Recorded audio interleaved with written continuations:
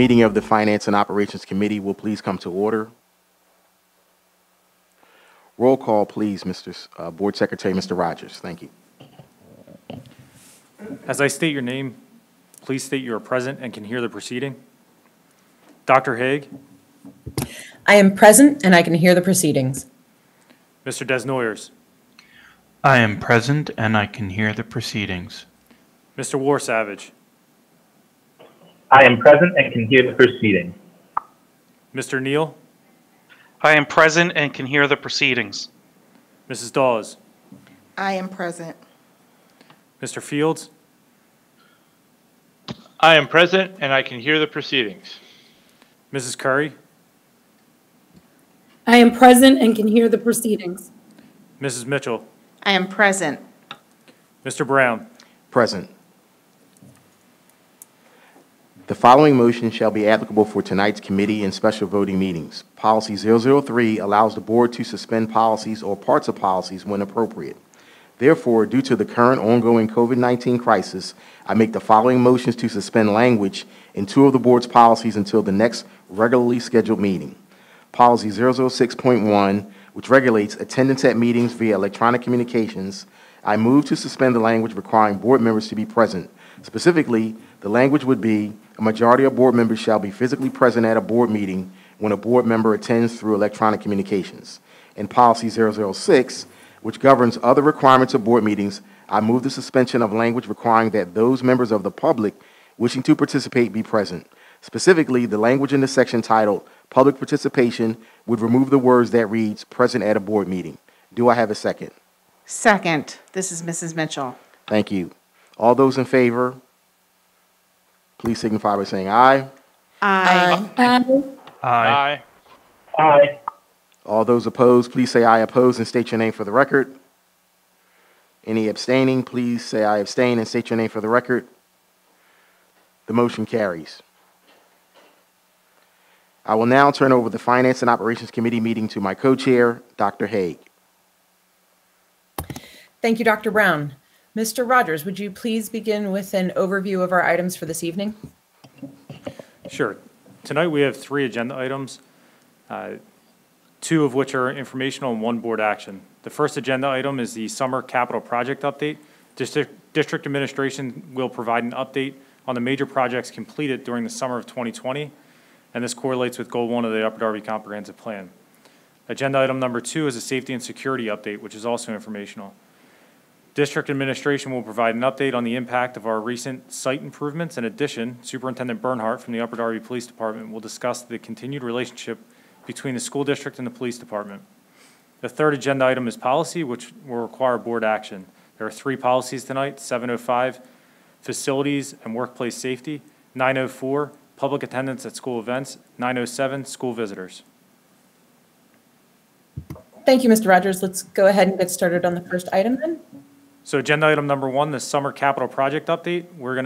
I'm gonna hand over to Mr. Marvin Lee, our controller of the district, and let him go through some of the summer projects that we've worked on. Good evening, everybody. My name is Marvin Lee. This evening, I will provide a brief update on personal protective equipment that we made available to our schools. Then I will talk about the completed summer projects and also ongoing projects. Later this evening, Dr. McGarry will discuss the phased school reopening health and safety plan. I would like to inform the board and the public that we have obtained all items that are referenced in our health and safety plan. In addition, we are actively purchasing newly introduced items as they are recommended by our principals and administrators. It was our team effort to select the various items between Mr. Joe McGilberry, Mr. Tim Leaf, and Dr. Chris Puglisi. But special thanks to Mr. Joe McGilberry for recommending use of existing online ordering system for our schools to additional items. We didn't have to train anybody in our schools because everybody already knew how to use the system.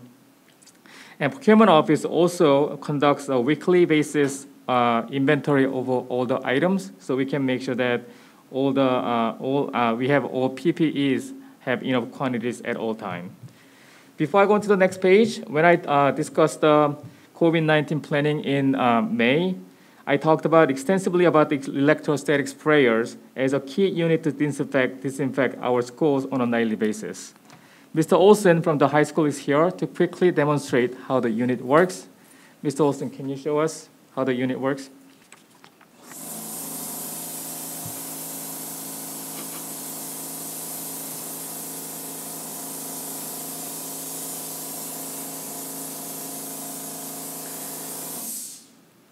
Thank you, Mr. Olson. We have electrostatic sprayers in all our schools, and all occupied spaces and the bathroom will be treated with the electrostatic sprayers on a nightly basis by our cleaning contractors. Even when the pandemic goes away, we will still apply the sprayers during the flu season, that's between December and February, on a nightly basis.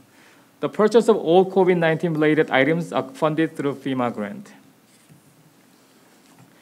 The district also obtained the various posters, signages, and floor stickers. The top 4 items are official signages directly from the CDC. The first poster is to recommend the face covering and social distancing. The second poster is to provide a series of behavioral guidelines to stop the spread of germs. The third poster encourages students and staff members to wash hands properly. And the last poster will be placed in each school's quarantine room to explain the difference between the isolation and quarantine. And the floor stickers are at the bottom half, were custom designed based on our branding guidelines. The first set of stickers will be placed in the hallway of schools to encourage the students to walk on the right-hand side at all times. The second floor stickers will be placed in front of the secretaries and security officers to encourage social distancing while waiting on the line. The third sticker will be placed in the buildings to encourage the face covering. The small arrows are designed to provide directional guidelines on the stairs. The last stickers was designed to prevent misappropriation of the school district provided disinfectant wipes and hand sanitizers. All items have been distributed to our schools for application. Now to the completed project over the summertime. Repaving and restriping at 7 schools in 22 different areas were completed. The work represents more than 42,000 square yards of space. If you think about the professional football field is about 6,400 square yards, 42,000 square yards represent more than 6.5 professional football field of space.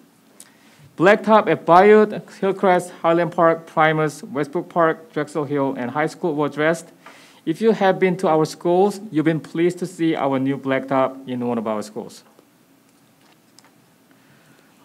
One of the items that we wanted to accomplish over the summer was replacing at least one conventional water fountain with a touchless bottle-filled water fountain. The district purchased 45 units and are providing at least one new unit on each floor of our schools. As of today, we have only a few outstanding units to install.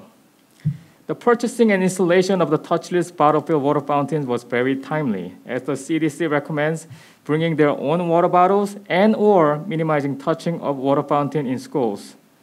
Our students will have access to water fountains that they do not have to touch to get the water when they come back to school. New dispensers in the school district over the summertime was a project that entire facilities management team and the procurement team worked together to achieve. As a part of the strategic sourcing of cleaning chemicals and custodial supplies, we held a product demonstration to test out different products. It included cleaning chemicals, disinfectants, floor strippers and waxers, and various dispensers. The procurement office, our building custodians, and our cleaning companies participated in the event to recommend the product that we are using in our schools today. The project was not only standardized to custodial product in the school district, we also implemented just-in-time delivery system to minimize space required to store those items and also minimize inventory waste. All the orders are done online as well in Amazon-like online portal with a delivery time frame of 24 to 48 hours. One more thing I'd like to mention is that we installed more than 2,000 units in entire school district at no cost to the school district. That is the installation and also the unit itself. I'd like to thank our building custodians for participating in this process and also embracing the new changes. We have completed many other projects over the summer, but I would like to mention a few notable projects. Mr. Tim Leaf and his team built a new stairs leading up to the Academy Lane at Highland Park.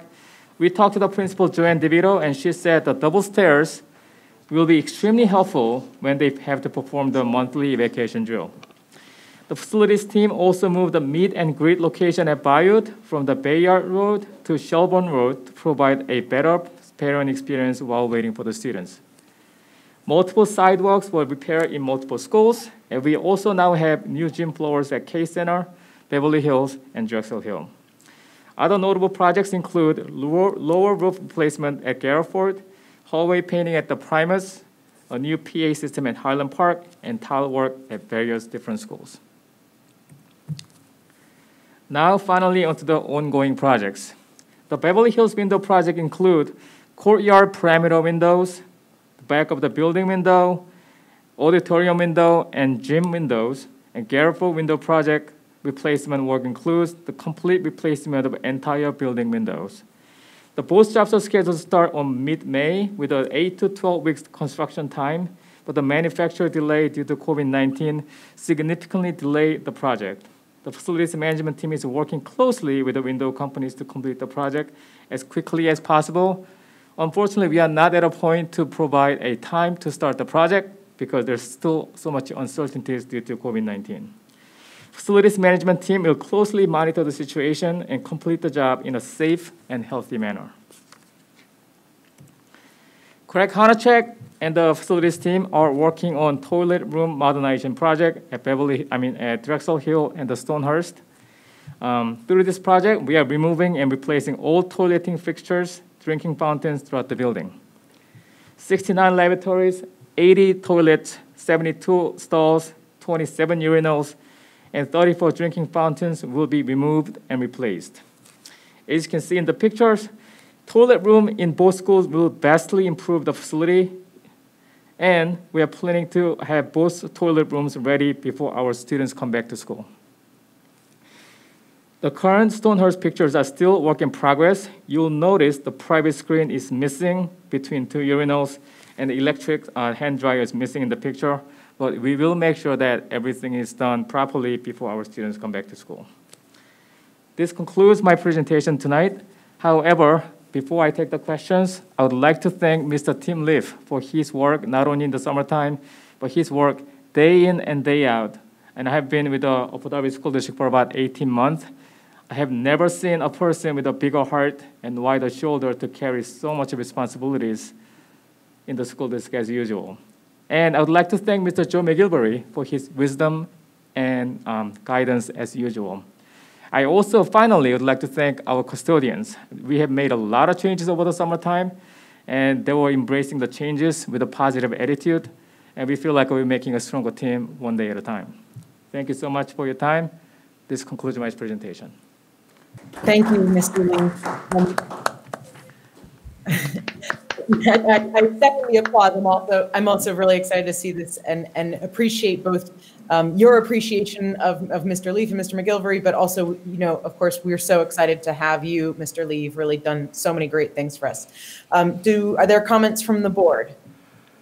Yes, this is Ed Brown. I just wanted to say thank you to everybody involved in that project. I'm really excited about the Highland Park. I'm partial to Highland Park improvements, and also the gym floor at Beverly Hills, so thank you for that. This is just a comment. Thank you, Marvin, for all your work on the presentation. But this comment is for administration regarding the new water fountains, the bottle fill, that we could possibly use that to reinforce positive behavior by awarding students with UD-branded water bottles. I think that's something the district could look into. Maybe they already have, but at a district, we could get in bulk instead of having each individual school get their own. So I just wanted to share that. Thank you.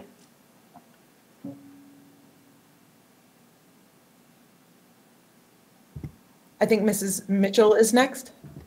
Thank you, Dr. Haig. I wanted to thank the team for all the hard work that they have done over the summer. These are incredible improvements, things that we've been waiting a long time for, and it's great to see them finally come to fruition. Excellent. This is Dr. Haig again. We'll let Dr. McGarry give his final comments. Yes, I just, again, like to reiterate, if Jason can wheel the camera over to the sprayer, I just want to highlight that The sprayer will be used on our buses in our classrooms, and we have a number of them in the district. It's, again, I know there's a lot of rumors and concerns about how things are going to be cleaned. I think as we roll into the other portions of this evening's meeting and discussions, there are a lot of updates and changes that we've made regarding safety protocols, not just in the short term, for the long term. These sprayers will be used moving forward, hopefully after even the COVID pandemic seasoning, to help us with cleaning schools during the flu season and present some of those things during the flu season. I do want to finally say to Marvin Lee, I couldn't agree more that Tim Leaf and Joe McGilvery are outstanding, but Marvin, you've been 18 months of a superstar. So all your efforts and the hours that you put in here to the district administration building, I can't thank you enough for working as hard as you do for Upper Darby schools and bringing the thought that you have and the way that you organize us is outstanding. So you've been a blessed addition. I can't believe it's only been 18 months, but I appreciate all that you've done for us. Here. I wanted to turn it over to Board Member Warsavage wanted to make a comment also. Yeah, just a quick comment. I mean, it goes without saying, but I think I speak for everyone when I say I thank the taxpayers and all stakeholders in Upper Darby for their tremendous generosity in allowing a lot of these improvements to happen. And you're seeing the fruits of that labor, that promise, that commitment. And we are thrilled to see even more improvements go on in the months and years ahead. So again, we thank you. Excellent. And with that, I think we're ready to move on to our second agenda item, Mr. Rogers. Yes. So next up is the safety and security update, which is informational. And this time I'll hand it over to Lou Gentile, our Director of Safety. Hello, everyone. I know right when you talk about safety and security within the district, I think everybody right now is thinking COVID-19, how to bring everybody back safely.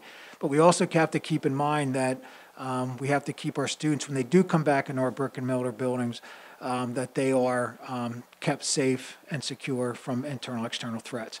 So that's what this is going to be about. The first is a video that was put together for our staff. We had some changes in our protocols and procedures when dealing with certain situations within our buildings, basically how the lockdown situation is going to be utilized.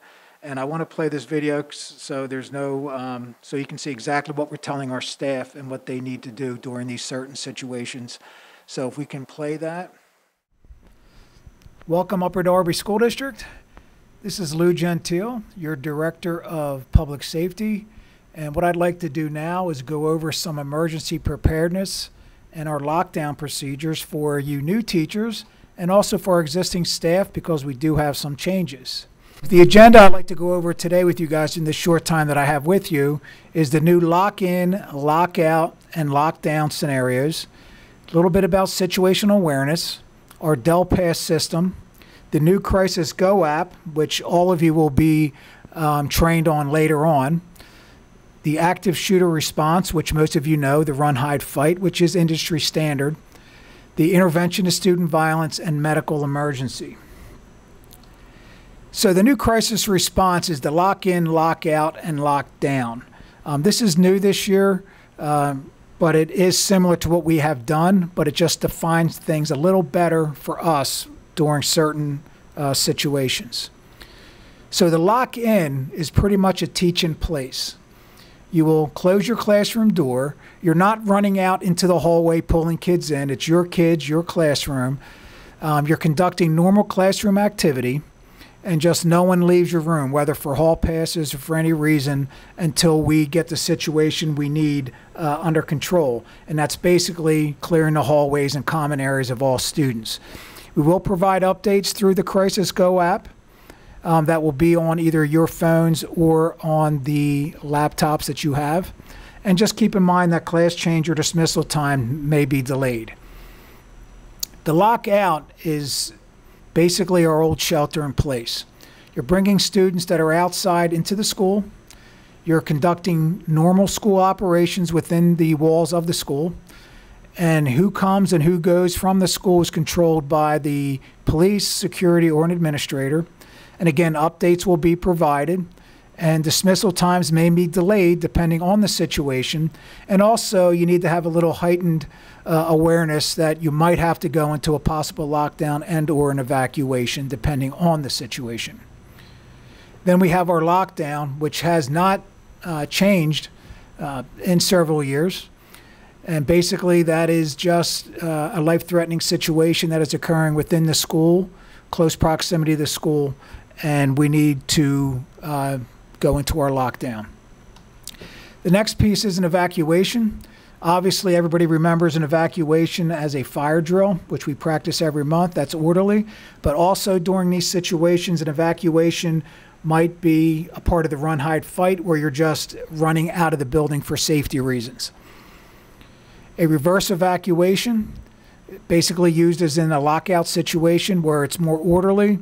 You're bringing the exposed students and staff from the outside activities, and you're going back into the school. Situational awareness is important for us when we're operating within a school.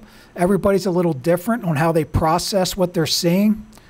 So just make sure if you identify something or something doesn't look right to you, you let somebody else know. Just be aware of what's there and be aware of your surroundings. And if something doesn't feel right, then you should let somebody know. Definitely don't dismiss it. And if you need a second opinion on what you're seeing or who this person is, definitely get that. The situational awareness when it comes to visitors, we have a Raptor system that we utilize where we scan visitors in. Everyone should have their IDs. All staff members should be having IDs. Visitors should have IDs. Contractors should have IDs. And that is important to know who belongs in our building. Do not prop doors open. If you see a peer doing that, definitely say something, and students as well. We do not need to prop doors open. Basically, with the what gunshots sound like and what would you do if you heard one, obviously a school, the last thing you want to hear is this. Okay, what would you do? Think about this. How would you respond? You know, is your classroom locked during the school day? I'm telling you, your door should be locked during the day. And during a active shooter event, the last thing you want to do is try to talk to this person or try to seek this person out. Most of these shooters do not have an exit strategy, and you will be a statistic. So definitely run, hide, and fight during these situations. The Delpass system is located in all our schools in the office, the main office. I suggest you go see it, look where it is. Basically, it is a big red button that you see. When it's pushed, the police respond to the school automatically, and a microphone listens to everything that's going on in the office. Obviously, we're going to follow this up with a 911 call, but this gets the police here quicker than waiting for a phone call. I talked a little bit about the Crisis Go. The Crisis Go app is something that is new to the district this year. It's something that Dr. McGarry and I worked on and looked at to try to figure out the best way to communicate to you guys and for the staff to communicate back to the administration. Basically now in this Crisis Go, which you will all be trained on, not here, but a little bit later, you can call a lockdown from, anyone can call a lockdown from their classroom using their mobile device or laptop or computer. You will also get real-time information for alerts in the lock-in situation, lockout situation, as well as the lockdown situation. Then it comes to the active shooter, which we spoke on too, the run, hide, fight. This has been industry standard, like I said, for a while now. It has not changed. Obviously, if you cannot lock yourself into an area that is secured, you do not want to be there. You want to create distance between you and the shooter, and you want to leave the property if you can using direct line of sight. Okay, and you do not want to come back into the building. If you're in an unsecured room and you don't know where this shooter happens to be, if you go on the inside, you can go out a ground floor window, first floor if you can, and again, direct line of sight and exit that way. The actual lockdown procedures, what are you going to do inside your classroom with your kids? Because obviously we are not alone. We have to take care of our students. And it goes back again to who can call a lockdown. With the Crisis Go app, it makes it easier for anyone to call a lockdown. Okay, again, common language. A lockdown on the Crisis Go app will put an alarm out that you will see in training that will get your attention, and you have to acknowledge it. So when the lockdown is called, again, you do a quick peek out your door, and if you get to a bathroom, if it's clear, definitely go in and check for students in the stalls and yell, use your voice, and get those kids out and bring them to your room. After you grab the kids that are in the hallway and the bathrooms that you can into your room, you want to lock and secure your door. And you're not going to open the door or respond to anybody. And the clear plan for coming out for us is very simple. The police will unlock the door and advise us when it's safe to come out. You will not have to open the door yourselves. The police will do that. You talk about barricading doors. All right, the biggest thing to remember when you're barricading a door is, does the door open in or does the door open out? Obviously, barricading like you see here is when the door opens in. But if the door opens out, you want to tie it off. And whether or not it's in a doorknob, you do not want to stand in front of it, or whether or not it's a upper hinge door, again, the integrity and how long you have is how strong the bolts are. But this should buy you time to formulate a plan if someone's breaching your door or to get a secondary exit to leave. You definitely want to turn off your lights and close your shades. A lit hallway, it's harder to see into a dark room. It makes you that much harder to see. When you get into your classrooms, you want to move your furniture to where you can conduct a lockdown where the kids can be, that are protected without having to move furniture at the time of the emergency. So you want to pre-map your room the best you can with the furniture you have and where you're going to place these children. You want to be calm. Obviously, this is stressful. There's going to be a time to be upset, but obviously the younger the kids are, the more they will be upset if you're upset. So try to maintain a good attitude during this situation, and afterwards we can have our moments and we can chat about it. When you have missing or extra students for reunification purposes, you can keep a mental note or write down what kids you have that do not belong to your class and kids that were in your class that might have been out for whatever reason and are now missing. You can use your cell phone to call 911 if you need immediate help, or you have real time about a situation that's coming on, whether it's medical, if you need help medically.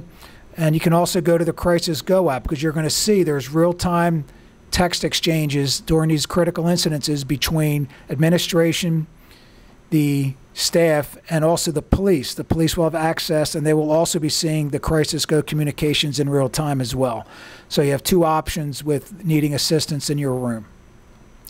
You're not going to respond to any fire alarm activation during the lockdown. This has been used in the past to create targets.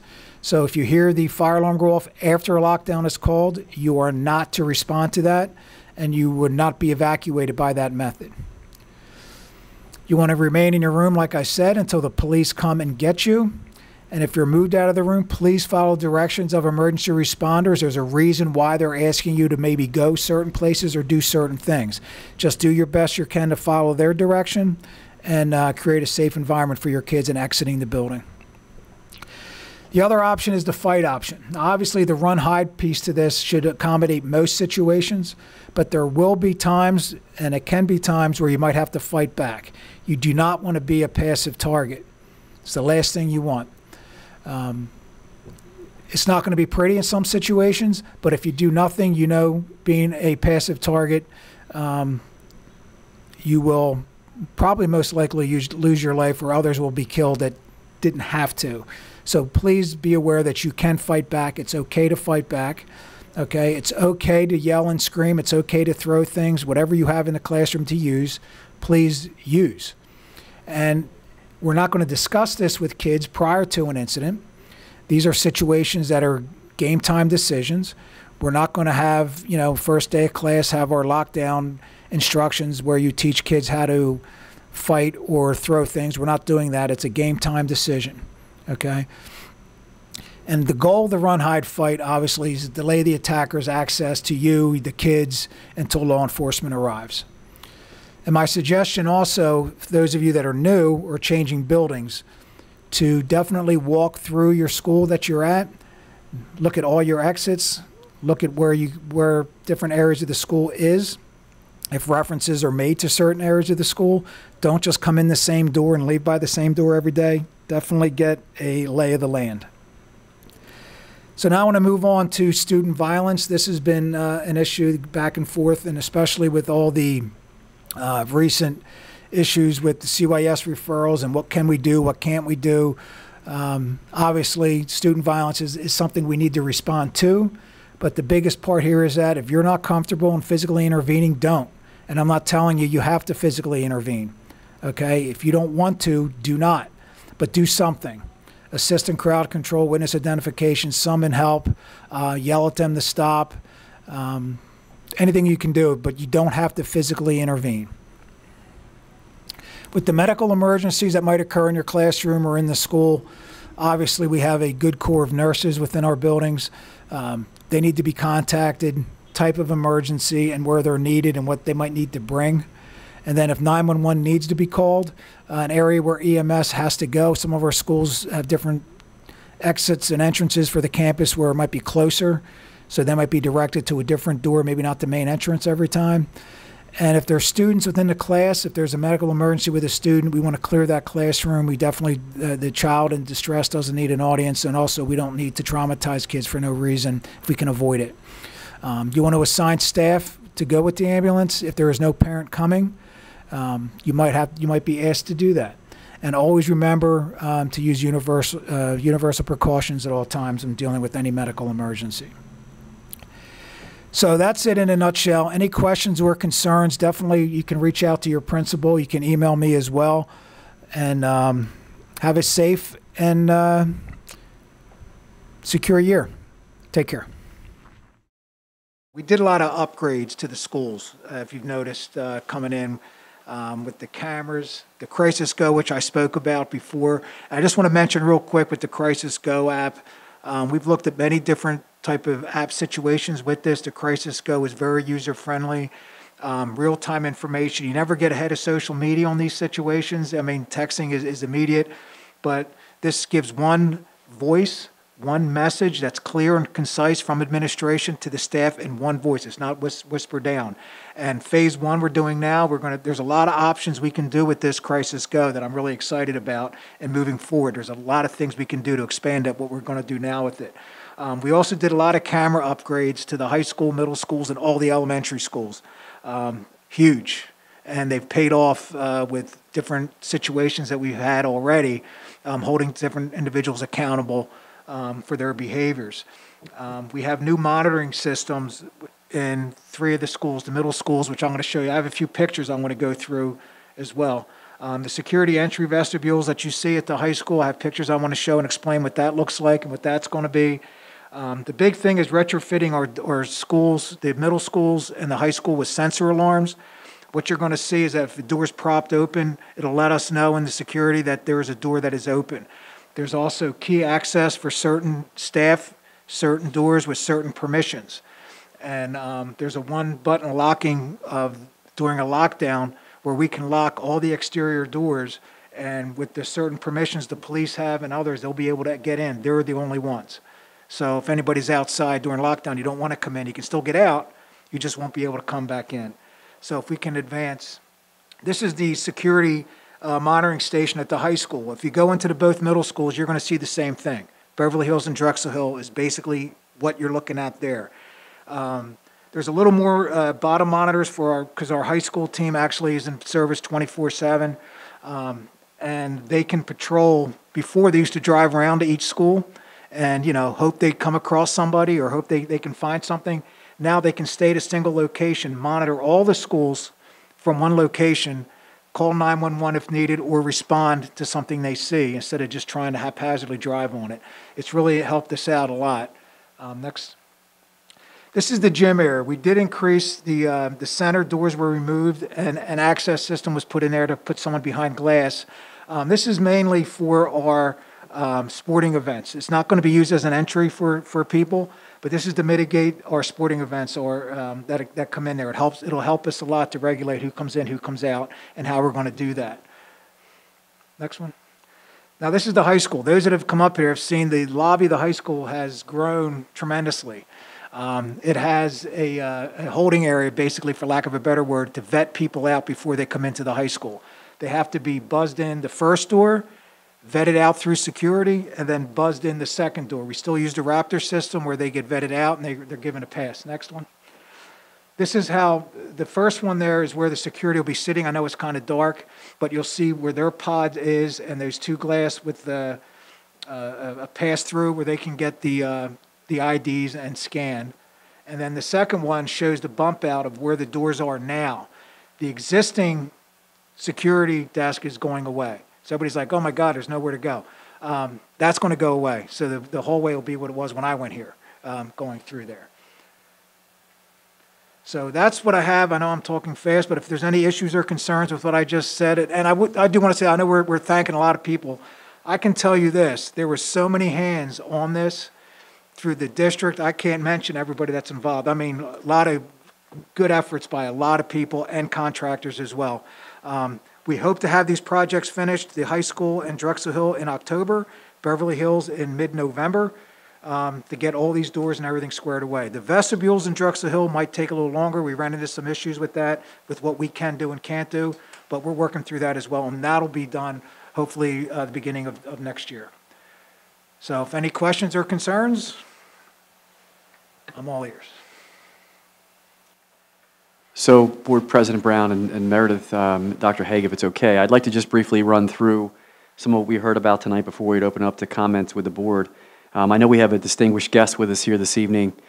Jay, you can put the camera on the, probably the best looking guy in the room here is Tim Bernhardt, the Chief of Police for the Upper Darby School District. I want to say, Tim, thanks for joining this evening. I can't thank you enough for the relationship that we have with you and the Upper Darby Police.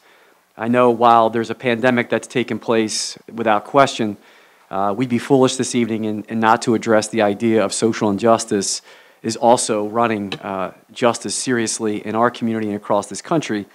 And I know the township and the school district are both working hand in hand together to navigate the pandemic, but also social injustice. So first I want to say to you, thank you for the way that you've handled the school district and the community since taking over. It's my hope, I'm rooting for you. I hope you become the permanent superintendent of police here in this community because the relationship has been outstanding. And I want to say also just some of the follow-up and the questions you hear from the public. There's a lot of myths out there about the relationship with Upper Darby School District and law enforcement. So I just want to first say to you or ask you if you don't mind commenting on it. If there is an incident where a lockdown would take place in the school district, take me through who's in charge during a lockdown when that happens. So first off, for those that I know and those that I don't, thank you for having me tonight. It's a pleasure. And that is a partnership, Dan. I thank you for all the kind words. Since I've taken over as superintendent of police, Dan, Dr. McGarry, myself, and Lou Gentile have worked together, a great relationship, and it's a partnership. And that partnership is with this entire community and this school district. And it's to make sure that all the kids are safe when they come to school, safe while they're leaving and on their way home from school. And that is my goal. That's our goal, is to work as one and to make sure that is what we continue. We, the police department, have been in the 5th grade mentoring program, which we are going to continue. We're going to grow that. We are also in the middle school as well as the high school. And that is going to grow as we work together. And it's going to grow so the students and the police officers in the community all work as one. It's like I said, it's a partnership. The school and the police department is a partnership. We are here as one, and the key is to make sure that all these kids know us, that they're safe, like I said, on their way to school, while they're at school, and on their way home from school. And that is a promise that I make.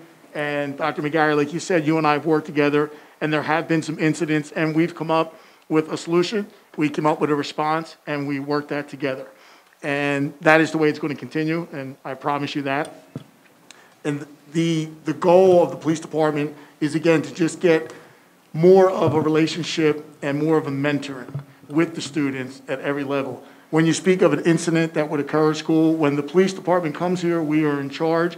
We will work with the administrators and the principals. The officers know some. They will get to know all the administrators and principals. And when we get here, we will make sure that we are in charge, everyone communicates, and the problem is resolved. I know over the summer, I've been a part of movements, social injustice movements here in the community, whether it be events organized by former graduates, community members. I know that Board President Brown has organized events in his leadership role as a community leader. I know you've attended them. I've been a part of different meetings. I know Dr. Council, Mr. Gentile has. I think it's important for the public just to understand that our role here is to be seen as a resource. The Upper Darby Police Department and the Upper Darby School District, we are educators. I hope you would agree, if you don't mind elaborating on that. You talked about being here in a mentoring program. that our attitude is not to be punitive all the time. It's more to be restorative, build that relationship, and restore students to their community and to their school district. And what I'd like to ask you this evening is, while we're virtual, and hopefully we can gradually grow into a more in-person setting, we'll see how that unfolds tonight. Nonetheless, I'd like to start to introduce you to the students in the school district collaboratively online, getting to know who you are, maybe also introducing some of the police, members of the police department, so that we continue to build that relationship. We don't want to lose sight of this idea that there are social injustices, but the police department and the school district should be seen as a team to rehabilitate students and support students, not punitive.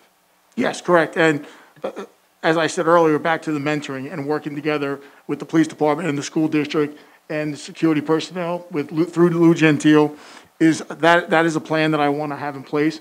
And I want everyone to see my face, as well as the officers, the administrators. My staff is working this week, putting together that mentoring program. I myself will be mentoring at 5th grade, and to make sure that they know who we are. And it's not to be punitive. We're not here to make arrests. We're not here to make them feel uncomfortable. We're here to listen.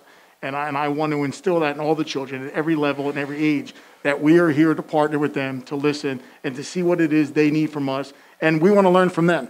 We want to ask them the questions and see how we can better serve them. Again, that is our job. We are to serve, and we're here to protect. And again, I promise that to the school board, to you, and to the community, that it's going to be a partnership, and we're going to listen, we're going to work together. And I promise that I will be involved in the schools, as well as my administrative staff and the officers. They will know us. I have a plan to put in a special victims unit within the police department. So there's going to be a supervisor and a group of officers, detectives that work with the administrators of the school and the school personnel, Lou Gentile. So the faces are familiar, the answers are the same, and you're not constantly getting a different answer. It's one direct line, one communication, and everyone's on the same page. My final comments there in the public, the relationship exists because the Commonwealth of Pennsylvania requires what is called a memo of understanding. School districts have to enter into a memo of understanding known as an MOU with local law enforcement, where we're supposed to work together in partnership, communicating on how we're handling our schools and our community. So I simply appreciate all that you're doing for the community. I just wanted you to be here tonight to put a face with who you are. Everybody already knows the master of our security department, Lou Gentile. He's a legend. He's a legend in the county and the state. And I look forward to working with you and working with Lou, continuing to keep our schools and our community safe. And I want to thank you for your time. That's all I wanted to bring up this evening, Board President Brown. Thank you, Lou, for overseeing all the improvements that you shared with us tonight.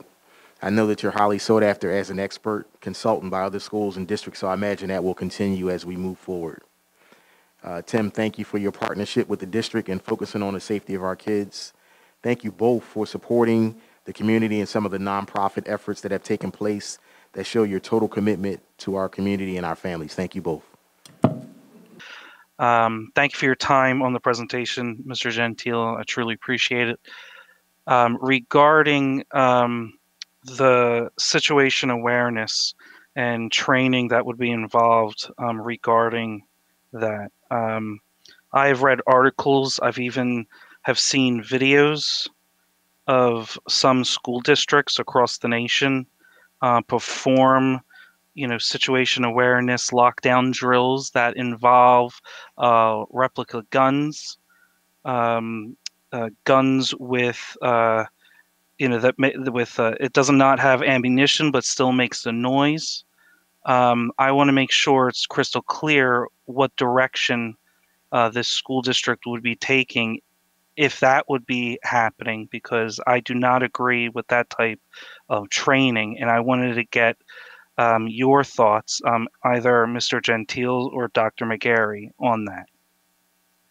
I can tell you that absolutely not. I'm not a fan of traumatizing kids to make a point. You don't need to fire blanks to make a point of gunshots. I make it very simple. If you went to a fireworks show, if you heard fireworks, then if you hear that in a school, then put two and two together. Common sense is not something you can teach. Everybody's different, but sorry. But yeah, absolutely not. We will not be utilizing anything like that. All right, thank you. Yes. Mr. Gentile, it's really been a great presentation. Maybe a little bit overwhelming for some of our community members who aren't used to hearing about these things. Can you just say a little bit about how the training that our teachers have gotten and the training that they're going to continue to get, mostly to reassure people that they're getting more than this sort of flyby that we got, right? No, we do our drills.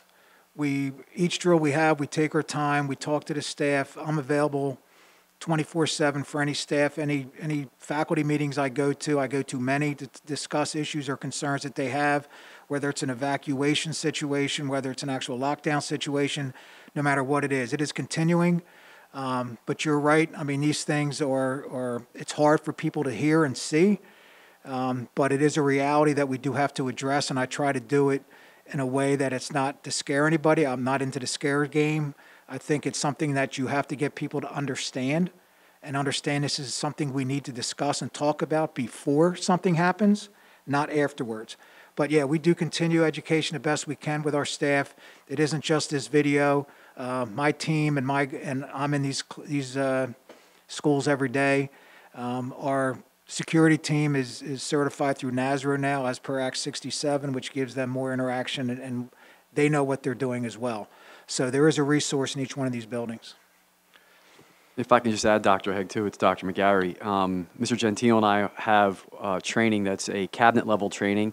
So there's a district response training that takes place, and then each school principal has to report to Mr. Gentile each building-level response team. So each building-level response team is trained, and there are commanders or leaders in each one of the buildings for specific areas, such as attendance or students in need of nursing care. And there are drills, there are evacuation drills that take place, fire drills that take place, and then there are backups to those who are in charge, and then a third person, so a backup to a backup, even at the district level.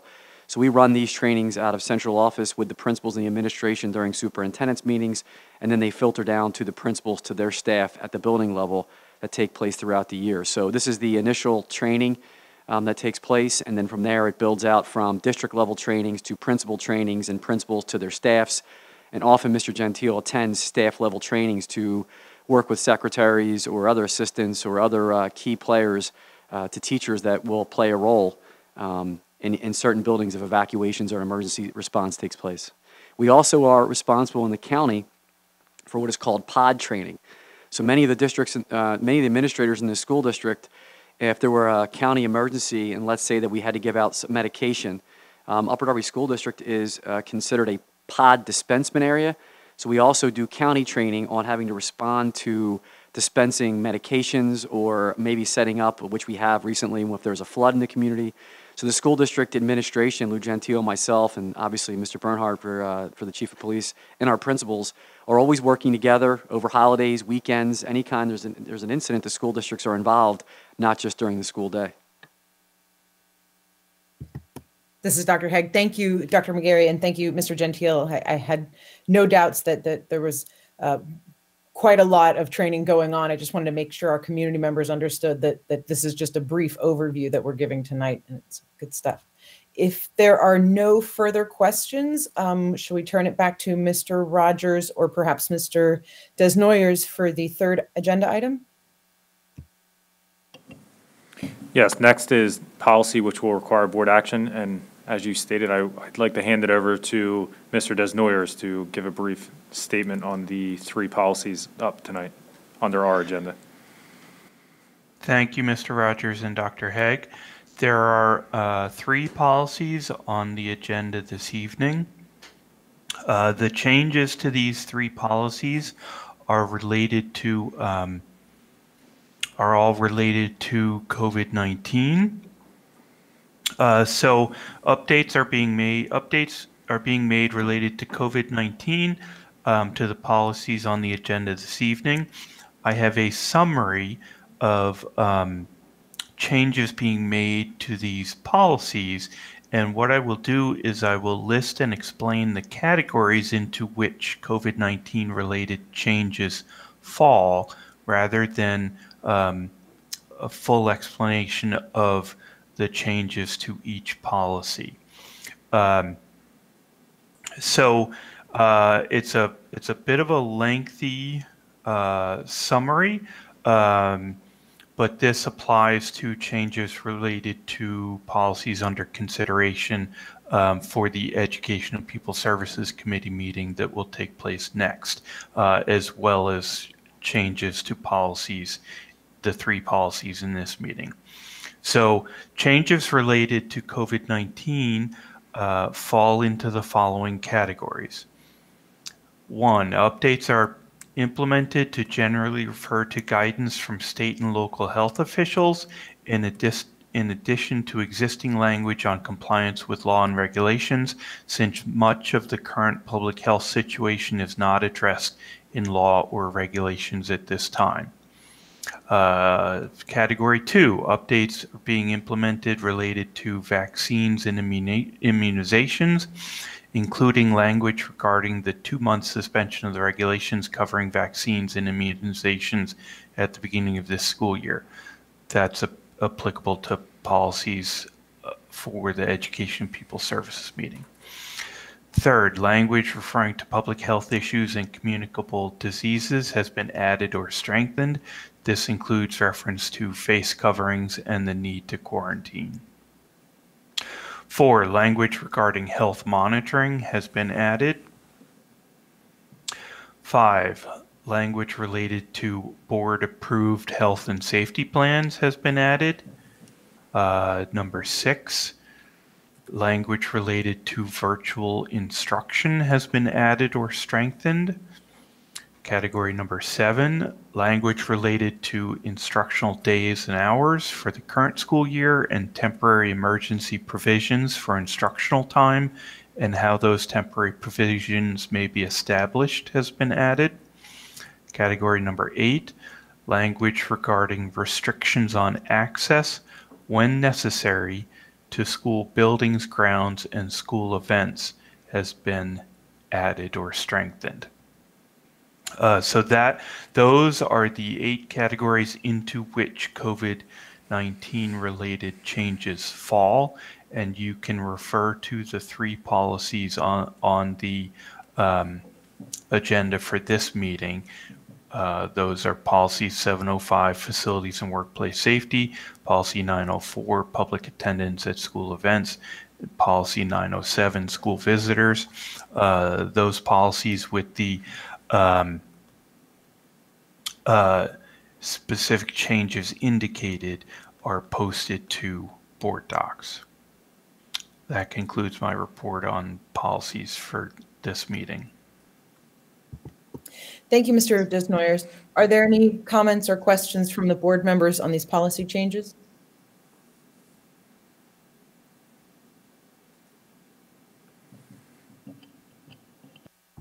It appears that there are not. Ms. Buford, are there any comments from the public on the Finance and Operations Committee topics? There are no comments from the public on this committee meeting. Thank you, Ms. Buford. Mr. Rogers, can you give us an overview again of the agenda items from tonight? Yes. So the first agenda item was Summer Capital Project Update, which was informational, and Mr. Marvin Lee gave a great explanation and summary of all the projects we've completed throughout the summer and will continue to complete as we move into the year. Agenda item number 2 was a safety and security update, which was also informational, where Lou Gentile, Superintendent Bernhardt, and Dr. McGarry discussed the ongoing relationship with the school district and the Upper Darby Police Department, and also provided an update for some of the work we've done surrounding security over the past year. Agenda item number 3 is policy, which will require board action. And we have policy 705, facilities and workplace safety, 904, public attendance at school events, and 907, school visitors. Thank you, Mr. Rogers. So the only item that requires board action is the 3 policy changes. Can we get from each board member an affirmation of yes, that we're comfortable moving forward on those policy changes? Yes. Yes. Yes. Yes. Yes.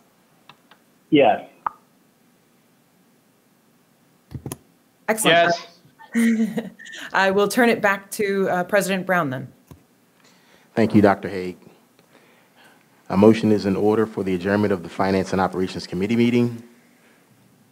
All those in favor? Second, Thank you. David Neal. Thank you. All those in favor?